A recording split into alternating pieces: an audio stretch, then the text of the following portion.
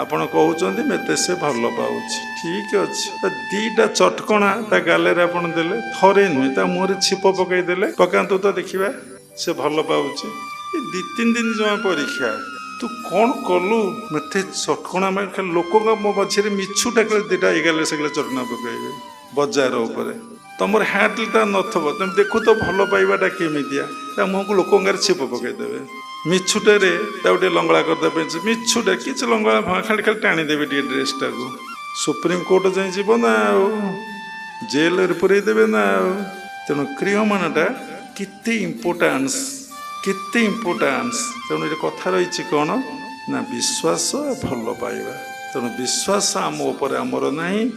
ଆମେ ଆପଣଙ୍କୁ ଭଲ ପାଇ ଶିଖିନେ, ଆମର ବିଶ୍ୱାସ ନାହିଁ, ଆମେ ଆମକୁ ଭଲ ପାଇ ବସିନେ, ତାହେଲେ ଦୁନିଆରେ ଆମକୁ କିଏ ବିଶ୍ୱାସ କରିବ? ଆମକୁ କିଏ ଭଲ ପାଇବ?